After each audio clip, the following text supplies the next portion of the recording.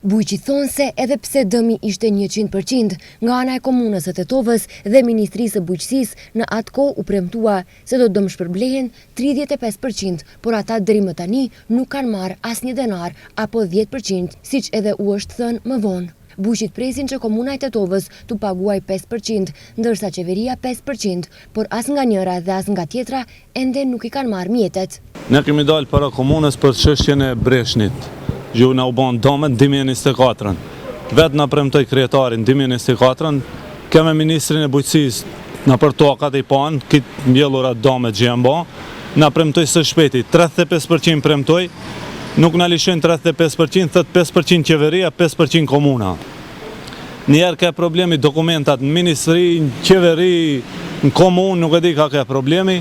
Masandi kemë në komunu të kam me kryetarin në 10 orë, na premtoj një janar dhe lishohen paret, janari shkoj, ka ardhur shkurti, njëjtë para zgjedhjeve na premtoj se dhe lishoje, nuk i lishoje në para zgjedhjeve, as mbas zgjedhjeve. Ne në grumullu këto për damet që na u bën 2024.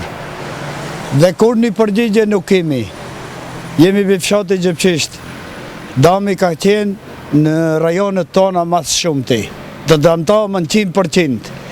Komisioni që dol në teren e vlerësoi damin 100%.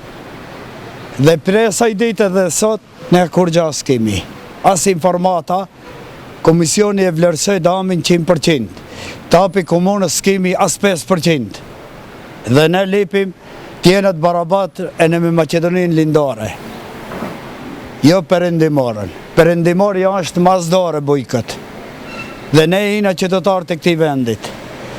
Për të temi imi të barabart me qerët, për damet që në të bëhën neve, i në qmangët. Nga komuna e Tetovës në një përgjigje me shkrim, na thanë se deri në fund të këtij muaji bujqit e Tetovës do të marrin mjetet financiare. Institucionet përkatëse kanë përfunduar procedurat administrative të nevojshme duke hapur rrugën për realizimin e pagesave. Sipas dinamikës së parapar, kompenzimi për bujqit e dëmtuar pritet të ekzekutohet deri në fund të këtij muaji. Këshilltari komunal nga radhët e AKI-s, Berat Murati, në një nga mbledhjet e Këshillit Komunal të Tetovës, kërkoi që të rritet shuma e kompenzimit për bujqit e dëmtuar nga përmbytjet. Unë vipi ati regionit, e di shumë mirë se sa dëme kam pasur ato, dhe të bëhet një pages, prej parafërsisht tash mos më kapni për fjallësh, ndoshta 12.000 denar për një person, për një bujk, është shumë pak. Unë e di se qeveria ka vendosë për 5% të japë, pushteti qendror, po ashtu edhe pushteti lokal 5%.